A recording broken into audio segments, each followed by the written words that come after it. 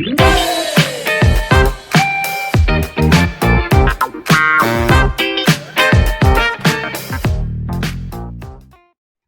friends, welcome back to my channel Learning Pathshala. We are very familiar with the famous quote that sharing is caring. So guys, please keep sharing these videos with your loved ones and also remind them to press the bell icon present over your screen. In the previous two videos, we have discussed about what is cell and what are its various components. Now in this video, we will be dealing with one of the component of cell, that is cell organelle. There are various cell organelles present in the cell, but the question arises what actually these structures are, what they are doing in the cell. These are nothing, these are just membrane bound little structures which are present in the cytoplasm of the cell. Why they are membrane bound? Because to keep their identity unique and to keep their function separated from other organelles. They perform lot of chemical activities in the cell. यानी कि अगर cell का structure और function तैयार करना है तो जितनी भी केमिकल एक्टिविटीज उस प्रोसेस में इन्वॉल्व हो रही हैं वो सब केमिकल एक्टिविटीज सेल ऑर्गेनेलीज के अंदर ही चल रही हैं. ये जो मेम्ब्रेन बाउंड होना is a special feature of eukaryotic cell that completely distinguish it from the prokaryotic cell. Now, some of the cell organelles are so small that you wish to see with the naked eyes. That is not possible for us. So, we use electron microscope for seeing the same so that it gets the clear view. Now, we will discuss all of them in detail one by one. First of all, we will discuss about endoplasmic reticulum. Basically, endoplasmic reticulum is a large network. Network of what? Membrane bound tubes and sheets. कुछ tubes और कुछ sheets membrane bound जो होती हैं वो एक network तैयार करती हैं जिस नेटवर्क को हम कहते हैं एंडोप्लाज्मिक रेटिकुलम. अब इसका अपीयरेंस कैसा होता है? बेसिकली ये लॉन्ग ट्यूब्यूल्स की तरह दिखती हैं, राउंड होती हैं और ऑब्लॉन्ग बैग्स की तरह अपीयरेंस देती हैं जिन्हें हम वेसिकल्स भी कहते हैं. अगर हम स्ट्रक्चर की बात करें, इसका स्ट्रक्चर हूबहू प्लाज्मा मेम्ब्रेन की तरह है जो कि हम प्रीवियस वीडियो में ऑलरेडी डिस्कस कर चुके हैं. Now coming to the types of endoplasmic reticulum. Basically there are two types of endoplasmic reticulum, जिसमें से पहला है rough endoplasmic reticulum. अब rough को rough क्यों कहा गया? ये इसका जो अपीयरेंस होता है वो रफ एक्चुअली क्यों होता है? Just because of the presence of ribosomes on its surface. अब ribosome is also one of the organelle जिसमें मेनली प्रोटीन सिंथेसाइजेशन चल रहा है. जितने भी एक्टिव सेल्स हैं उनमें प्रोटीन सिंथेसिस होता है जो कि राइबोसोम कराता है. अब जितने भी प्रोटीन सिंथेसाइज्ड हुए उन्हें वेरियस टारगेट्स तक पहुंचाया जाता है as per the requirement, as per the need. जहां जहां पे रिक्वायरमेंट होती है वहां तक प्रोटीन्स को पहुंचाया जाता है. Next category is smooth endoplasmic reticulum. अब सेल की फंक्शनिंग के लिए फैट मॉलिक्यूल्स और लिपिड्स की भी रिक्वायरमेंट होती है. तो वो कौन सिंथेसाइज करा रहा है? बेसिकली स्मूथ एंडोप्लाज्मिक रेटिकुलम उससे सिंथेसाइज कराता है. हमारी बॉडी में एक और प्रोसेस चल रहा है, उस प्रोसेस को हम कहते हैं मेम्ब्रेन बायोजेनेसिस. ये प्रोसेस क्या है? बेसिकली सेल मेम्ब्रेन को बिल्ड करने के लिए कुछ प्रोटीन्स और लिपिड्स की जरूरत पड़ती है जो कि एंडोप्लाज्मिक रेटिकुलम सिंथेसाइज करता है. इस प्रोसेस को ही हम कह देते हैं मेम्ब्रेन बायोजेनेसिस. और जितने भी अदर प्रोटीन्स और लिपिड्स लेफ्ट आउट होते हैं वो फंक्शन करते हैं ईदर एज अ एंजाइम और the hormone. Now what are the various chief functions of endoplasmic reticulum? पहला है it will serve as channel for what? For the transport of material and that to specially proteins का transport करा रहा है. Second, एक ये cytoplasmic framework का काम कर रहा है जिसकी वजह से सरफेस मिल रहा है जिसमें सारी बायोकेमिकल एक्टिविटीज को परफॉर्म किया जा सके. नेक्स्ट, जितने भी पॉइजन या फिर ड्रग्स हैं हमारे लिवर सेल्स में उन्हें डिटॉक्सिफाई करता है, उसके टॉक्सिक एलिमेंट को कम करता है. Now coming to the next cell organelle that is Golgi apparatus. ये डिस्कवर की गई थी कैमिलो गोल्गी के द्वारा 1898 में. अगर हम गोल्गी अपैरेटस को प्लांट सेल में देखें तो इसे डिक्टियोसोम कहते हैं.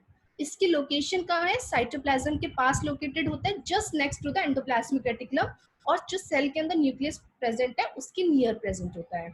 अब ये बेसिकली क्या कंसिस्ट करता है? ये भी मेम्ब्रेन बाउंड वेसिकल्स के सिस्टम को कंसिस्ट करता है जो कि अपने आप को पैरेलली अरेंज कर लेते हैं एक स्टैक्स में, मतलब एक ग्रुपिंग में, जो कि आप डायग्राम में देखिए उसे ही हम क्या कहते हैं? Systems. Now coming to the functions of Golgi apparatus. सबसे पहला प्रिंसिपल फंक्शन क्या है? सिक्रीशन। क्या सिक्रीट कराना? सिक्रीटरी ग्रेन्यूल्स को सिक्रीट कराना। फिर न्यूरो सिक्रीशन में भी इसका हेल्प होता है। उसमें वो क्या सिक्रीट कराता है? न्यूरो सिक्रीटरी मटेरियल्स को। ये ऑर्गेनेली ऐसी है जो कि स्टोर भी कराएगी, मॉडिफाई भी कराएगी और पैक भी कराएगी। जो भी मटेरियल सिंथेसाइज किया एंडोप्लाज्मिक रेटिकुलम में, वो यहाँ के स्टोर होता है, फर्दर प्रोसेस्ड होता है, मॉडिफाई होता है, उसे पैक करके वेरियस टारगेट्स तक पहुंचाया जाता है। It also involved in transporting proteins and polysaccharides out of the cell, मतलब सेल से बाहर उन्हें ट्रांसपोर्ट कराया जाता है। फिर जो प्लाज्मा मेम्ब्रेन है, सेल वॉल है, लाइजोसोम्स है, acrosome, that may be new word for you. Acrosome is basically sperm के हेड कैप को कहते हैं, जो कि एक मेल गैमीट है। इसके फॉर्मेशन में भी गोल्गी एपरेटस का इन्वॉल्वमेंट होता है। और लास्ट में ये कॉम्प्लेक्स शुगर्स बनाने में भी हेल्प करता है, सिंपल शुगर, यानी कि सिंपल शुगर की प्रोसेसिंग करा के वो कॉम्प्लेक्स शुगर में कन्वर्ट कर देता है। Now coming to the next cell organelle, that is lysosomes. Lysosomes को हम suicidal bags के नाम से भी जानते हैं। ऐसा क्यों कहा जाता है? क्योंकि जरूरत पड़ने पर ये अपने सेल को भी डाइजेस्ट करता है ताकि बॉडी को वो सेव कर सके फ्रॉम द फॉरेन मटेरियल। ये kind of waste disposal system है और इनका स्ट्रक्चर कैसा होता है? मेम्ब्रेन बाउंड सेक्स होते हैं जो कि गोल्गी अपरेटस से निकले होते हैं, बडेड ऑफ, मतलब वहां से आए होते हैं। इनके पास हाइड्रोलिटिक एंजाइम्स होते हैं, at least 50 types, they are many more, but at least 50 types of hydrolytic enzymes होंगे जो कि आरईआर सिंथेसाइज कर रहा होगा रफ एंडोप्लाज्मिक रेटिकुलम, ताकि वो फॉरेन मटेरियल को कोई भी जो सेल में एंटर कर रहा है उसे डाइजेस्ट कर सके। अब जो सेल्स डेड हो चुके हैं या फिर इंजर्ड हैं, उनके लाइसोसोम्स क्या करते हैं? रप्चर हो जाते हैं, एक साथ खत्म हो जाते हैं, और जितने भी उनमें एंजाइम्स हैं वो रिलीज आउट कर देते हैं ताकि यूजलेस सेल को वो लाइस कर सके, खत्म कर सके और सेल को क्लीन रख सके। They are digesting the entire cell. किस टाइम? जब ह्यूमन अपेंडेजेस की फॉर्मेशन हो रही है या फिर जो नेचुरल डेथ हो रही है सेल की, एपोप्टोसिस का प्रोसेस हो रहा है, उस टाइम पे एंटायर सेल को ये डाइजेस्ट कर जाते हैं। इसीलिए इन्हें मेनली कहा जाता है suicidal bags of the cell.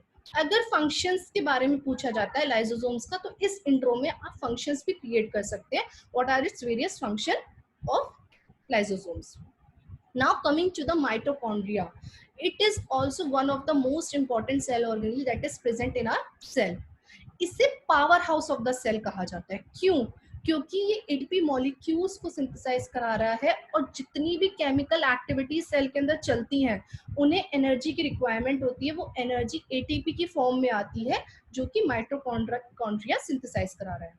अगर हम इसके स्ट्रक्चर की बात करें, जो आउटर मेम्ब्रेन होती है बहुत स्मूथ होती है, सिंपल होती है, और जितना अमाउंट उसमें प्रोटीन का होता है उतना ही लिपिड का भी होता है। बट अगर इनर मेम्ब्रेन की बात करें तो वो डीपली फोल्डेड होती है। डीपली फोल्डेड क्यों है? ताकि सरफेस एरिया बढ़ा सके, इंक्रीज कर सके, ताकि केमिकल रिएक्शंस और इजीली हो सके और एटीपी सिंथेसिस अच्छे से हो सके। Now what about the space between the two membranes?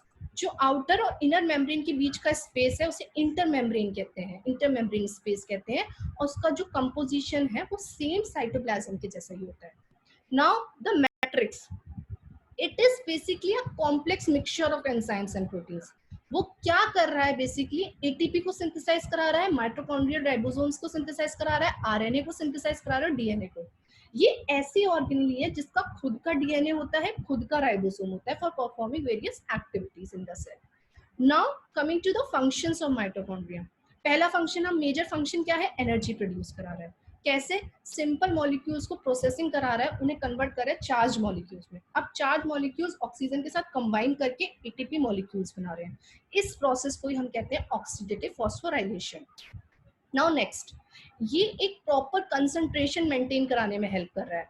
किसका? कैल्शियम आयंस का। जो भी सेल के पार्ट्स हैं, कंपार्टमेंट्स हैं, उनमें कैल्शियम आयंस का कंसंट्रेशन मेंटेन कराने में माइटोकॉन्ड्रिया का बहुत मेजर रोल होता है। Next, it helps in building certain parts of blood. Blood के कुछ ऐसे पार्ट्स हैं जिसमें माइटोकॉन्ड्रिया इन्वॉल्व है बनाने में, और कुछ हार्मोन्स बनाने में माइटोकॉन्ड्रिया इन्वॉल्व है, जैसे कि टेस्टोस्टेरोन जो कि एक मेल हार्मोन है और एस्ट्रोजन जो कि एक फीमेल हार्मोन है। लिवर सेल की अगर माइटोकॉन्ड्रिया की बात करें, उसके पास ऐसे एंजाइम्स होते हैं ताकि वो एमोनिया के टॉक्सिफाइंग एलिमेंट को कम कर सके, डिटॉक्सिफाई कर सके बेसिकली। नाउ हमारी बॉडी में प्रोग्राम्ड सेल डेथ होती है, यानी कि सोच समझ के सेल की डेथ होती है और रिप्लेसमेंट होता है न्यू सेल से। इस प्रोसेस को हम एपोप्टोसिस के नाम से जानते हैं। इस प्रोसेस में भी माइटोकॉन्ड्रिया का रोल होता है। अगर एबनॉर्मल डेथ होती है तो ऑर्गन की डिसफंक्शनिंग हो जाती है। Alright, now coming to the endomembrane system. Basically ये जो सिस्टम है ये 4 ऑर्गेनेलीज को मिला के बनाया जाता है। पहली है एंडोप्लाज्मिक रेटिकुलम, दूसरा है गोल्गी एपरेटस, तीसरा है लाइसोसोम और चौथा है vacuoles. See in these 4 organelles neither the mitochondria is involved nor the plastids are involved. सिर्फ ये 4 ऑर्गेनेली मिलके एंडोमेम्ब्रेन सिस्टम तैयार करती हैं जो कि प्रोडक्शन कराती हैं मेनली लिपिड्स और प्रोटीन्स का, और डिवाइड भी करती है सेल को कंपार्टमेंट्स में, मतलब वेरियस डिविजन्स में, वेरियस पार्ट्स में। Not time for quick glance. क्या क्या स्टडी किया आज की हमने वीडियो में? पहला हमने सेल ऑर्गेनेलीज के बारे में पढ़ा था। क्या है ये? मेम्ब्रेन बाउंड स्ट्रक्चर्स हैं जो कि केमिकल एक्टिविटीज को परफॉर्म कर रहे हैं और जिसकी वजह से जो कॉम्प्लिकेटेड स्ट्रक्चर है सेल का वो सस्टेन रह रहा है। एंडोप्लाज्मिक रेटिकुलम के पास लार्ज नेटवर्क होता है। मेम्ब्रेन बाउंड ट्यूब्स की बात कर लें, मेम्ब्रेन बाउंड शीट्स की बात कर लें, और ये 2 टाइप्स के होते हैं, रफ और स्मूथ एंडोप्लाज्मिक रेटिकुलम। फिर हमने गोल्गी एपरेटस के बारे में देखा था। मेजर फंक्शन उसका स्टोरेज कराना, मॉडिफिकेशन कराना, उसको पैक कराना। लाइसोसोम से हमने देखा था कि इसके पास हाइड्रोलिटिक एंजाइम्स होते हैं, एटलीस्ट 50 एंजाइम्स तो होंगे ही, ताकि वो डाइजेस्ट कर सके कोई भी फॉरेन मटेरियल आ रहा है और क्लीन कर सके सेल को। माइटोकॉन्ड्रिया को हमने power house of the cell कहा था। क्यों? क्योंकि एटीपी मॉलिक्यूल्स को सिंथेसाइज करा रहा है जो कि energy currency of the cell होते हैं। Now quiz time. Let's wind up with the questions. What are the 2 major types of endoplasmic reticulum? Discuss them briefly. 2 type हमने देखे थे, रफ और स्मूथ। रफ क्यों था? क्योंकि राइबोसोम अटैच थे और प्रोटीन की सिंथेसाइज करा रहा था। स्मूथ एंडोप्लाज्मिक रेटिकुलम लिपिड्स और फैट मॉलिक्यूल्स को सिंथेसाइज कराने में इन्वॉल्व होता है। Now next question is, what is membrane biogenesis? It is basically a process of building cell membrane. By what? By lipids and proteins. वो कौन synthesise कर रहा है? Endoplasmic reticulum. इसी प्रोसेस को हमने मेम्ब्रेन बायोजेनेसिस कह दिया। अब नेक्स्ट क्वेश्चन है, who discovered Golgi apparatus and when? It was discovered by Camillo Golgi and in 1898। What were its various functions? हमने देखा था उसका स्टोरेज में भी इन्वॉल्वमेंट था, मॉडिफिकेशन में भी, पैकेजिंग में भी, और न्यूरोसिक्रेटरी मटेरियल्स को भी सिक्रीट करा रहा था, कुछ सिक्रीशंस भी करा रहा था, और फॉर्मेशन करा रहा था सेल वॉल का, प्लाज्मा मेम्ब्रेन का, लाइसोसोम्स का, इनफैक्ट एक्टोसोम का भी, और कॉम्प्लेक्स शुगर को भी बना रहा था from the simple sugar.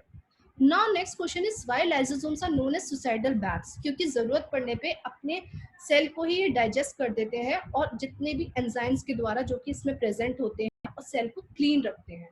Now next question is, किस ऑर्गेनेली को हम power of house of the cell कहते हैं? And the answer is mitochondria. Why? Because it helps in synthesizing ATP molecules, which are basically the energy currency of the cell, which are involved in various chemical activities required in the cell. Thank you and take care. Stay home, stay healthy.